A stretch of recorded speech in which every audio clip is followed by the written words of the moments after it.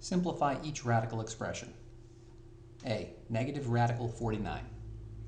49 is the same thing as 7 times 7, so we can think of this like 7 squared.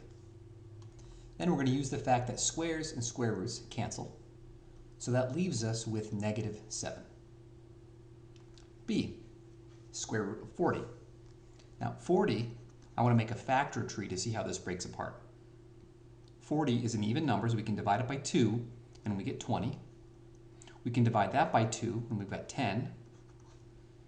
10 divided by 2 gives us 5. That we can't break down any further. So 40 is the same thing as 2 to the third times 5.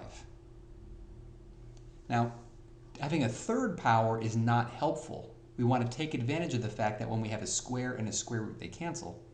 So I want to rewrite this as saying we've got 2 2's, and then one more, and then the 5.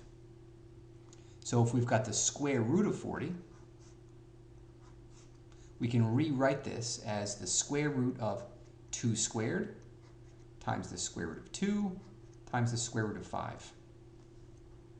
This way the square and the square root will cancel like they did in the previous part, and we're left with a 2 on the outside of the radical.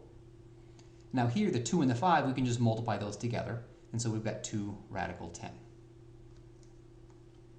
Part C, radical 54xy squared. I'm going to start this the same way as the previous problem. We're going to take 54 and break this apart. I see that it's even. If we divide it by 2, we get 27. We divide that by 3, and we got 9. And then 9 is 3 times 3. So this tells us this is 2 times 3 to the third. Just like on the previous question, though, having a third power is not helpful. So I want to think of this like 2 times 3 squared. So now we can rewrite this as the square root of 2 times the square root of 3 times the square root of 3 squared times the square root of x times the square root of y squared. Now each one of these pieces that has a square, we can use the fact that the square and the square root cancel. That happens on the y, and it happens on this 3. Let's rewrite what we still have. We have a square root of 2, radical 3. We have this 3 that's no longer in a radical. We have radical x, and then we have this y that's no longer in a radical. So all the pieces that are not in the radical anymore, let's bring those out in the front and multiply them together. Now everything that is still inside a radical, we can multiply those together and keep our answer inside the radical. So we've got radical 6x. Part D, square root of negative 16. This one we've got to be a little bit careful because we have a negative inside the radical.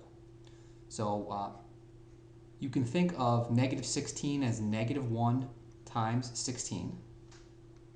So we can think of this like the square root of negative 1, and then 16 is 4 squared. I'm going to use the fact that the square and the square root cancel. And so we know we have 4 from this factor, the square root of 4 squared, and then the square root of negative 1 is I, so we get 4i.